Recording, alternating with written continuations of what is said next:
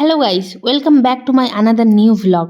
তো আগের ভিডিওতে আমি তোমাদের বলেছিলাম যে আমরা শিলিগুড়িতে পৌঁছে গেছি আর এখানে আমরা মাসি বাড়িতে স্টে করছি। তো এখানে আমরা সকালবেলা উঠেই চলে এসেছিলাম এখানকার নদীর পাড়ে। আমি, বুনু আর বরমশাই ব্রাশ করতে করতে একটু ঘুরু হয়ে গেছিলো আর তার সাথে একটু খুনসুটি। নদীর জলে একটু মজা করার পর আমরা আবার চলে গেলাম বাড়িতে, কারণ আমাদের সকাল সকাল বেরোতে হবে দার্জিলিংয়ের উদ্দেশ্যে আজকে। আমরা সকাল সকাল বেরোবোর জন্য মাসিও কিন্তু সকালে উঠে রান্নাবান্না পুরো সেরে নিয়েছে। তো আমরা তাড়াতাড়ি করে খেয়ে নিয়েছিলাম, খেয়ে তারপর যাওয়ার জন্য তৈরি হচ্ছিলাম। এখানে বরমশাই এই যে ব্যাগ বাঁধছে, ব্যাগ বাঁধাটা হয়ে গেলেই আমরা তাড়াতাড়ি করে রওনা দিলাম আমাদের পথে।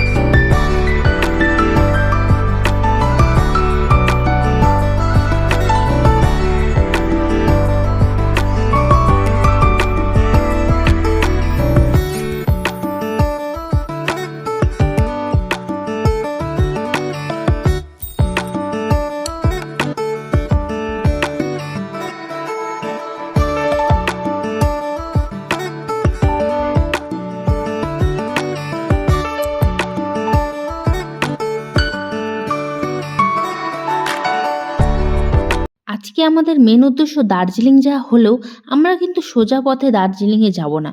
কি বুঝতে পারলে না? তো দাঁড়াও তোমাদের বুঝিয়ে বলছি। আসলে তোমরা এই যে ডান পাশে যে রাস্তাটা তোমরা দেখতে পাচ্ছ, এই রাস্তাটা দিয়ে যদি আমরা যেতাম তাহলে আমরা সোজা দার্জিলিংয়ে পৌঁছে যেতাম। আমাদের জীবনে যেমন অনেক কিছুই সহজ সরলভাবে হয় না, সব কিছু একটু টার্ন অ্যান্ড টুইস্টের সাথে হতে থাকে। তো আমরাও আমাদের এই ট্রিপে একটু টার্ন অ্যান্ড টুইস্ট এনেছি, মানে সোজা পথে দার্জিলিং না গিয়ে একটু ব্যাকা পথে মিরিক ঘুরে তারপর দার্জিলিং যাব। চলো, চলতে থাকো আমাদের সাথে।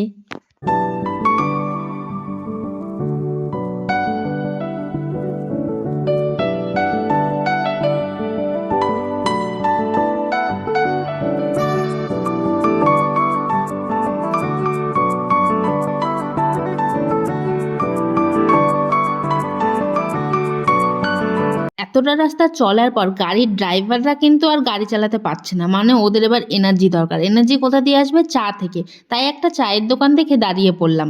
চায়ের প্রেমিকরা তো চায়ের দোকানে গিয়ে একদম ভিড় লাগিয়ে দিয়েছে। আমি আর কি করব, তাই এই চারপাশটা ঘুরে ঘুরে দেখছিলাম। যাই বলো, কিন্তু পাহাড়ের এই পরিবেশটা কিন্তু একদম দারুণ। আমি এখনো পর্যন্ত পুরো পৌঁছাইনি, কিন্তু যতটা দেখছি বেশ ভালো লাগছে। ওরা তো সবাই মিলে চা খাচ্ছে, আমি কি করব? তো চারপাশ ঘুরে দেখছিলাম। দেখতে দেখতে আবার দেখছি চায়ের দোকানে ওপরে একটা কেমন কি আওয়াজ আসছে, তাই ভাবলাম দেখি ওপর দিয়ে একটু ঘুরে আসি। এখানে আবার কি যেন মেশিন লাগানো রয়েছে, তো দেখে তো আমি বুঝতে পারলাম না, তাই আবার দেখে চলে যাচ্ছি। আমার সঙ্গে ঘোরার আর সাথী জোটেনি, তাই আমি একা একা ঘুরে ঘুরে দেখছি কোথায় কি আছে। আর এদের তিনজনকে দেখো বেশ আরামসে চায়ের অর্ডার দিয়ে প্রাকৃতিক দৃশ্য দেখছে একা একাই। আমার কথা তো মনেই নেই মনে হয় যে আমি কোথায় আছি। তাই আমিও এদের মাঝখানে ঢুকে পড়লাম কাবাব মে হাড্ডি হয়ে। বেশ টাইম মতোই চলে এসেছি বলতে পারো, নাই তো কিন্তু এই মোমোটা মিস হয়ে যেত পুরো। একা একাই খাচ্ছিল তিনজন। তোমরা আবার এগুলো কেউ সত্যি সত্যি ভেবো না, আমি একটু মজা করছিলাম। এরা প্রচুর ভালো মানুষ, আমাকে না দিয়ে খেতেই পারে না এরা। তো যাই হোক, এখান থেকেই কিন্তু আমরা প্রথম দার্জিলিংয়ের মোমোটা ট্রাই করলাম। মোমোর টেস্টটা কিন্তু খুব ভালো, কিন্তু এর সাথে কোনো স্যুপ দেয়নি, শুধু চাটনি আর মোমোই দিয়েছিল। চলো তাহলে আবার চলা শুরু করি এই সুন্দর প্রাকৃতিক দৃশ্য উপভোগ করতে করতে।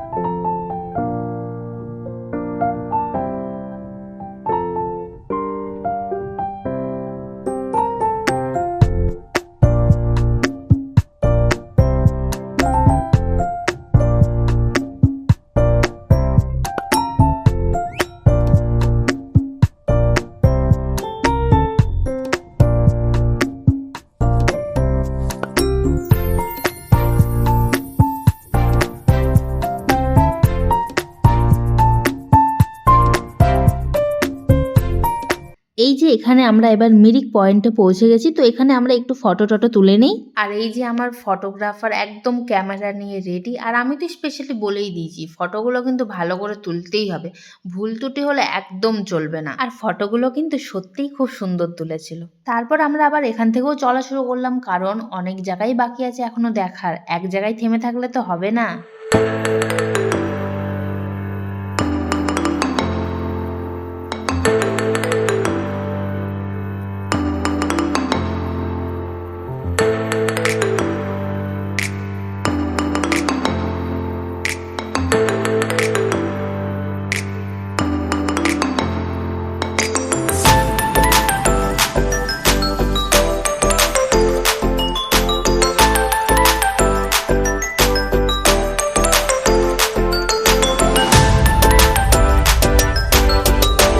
পাইন ফরেস্টের ভেতর দিয়ে যেতে যেতে এত ভালো লাগছিল যে তাই একটু সময়ের জন্য একটু দাঁড়িয়ে গেলাম। না দাঁড়ালে কি চলে বলো, একবারই এসেছি, আবার আসতে পারবো কি পারবো না তার তো কোনো ঠিক নেই।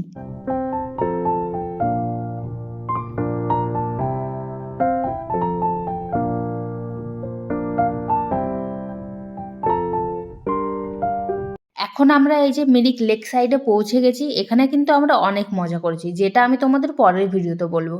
আসলে ভিডিওটা অনেকটা বড় হয়ে যাচ্ছে, তাই আর একটা ভিডিওতে এত কিছু দেখালাম না। ভিডিওটা ভালো লাগলে লাইক কমেন্ট শেয়ার করো। আজকের জন্য টাটা বন্ধুরা, দেখা হবে আবার পরের ভিডিওতে।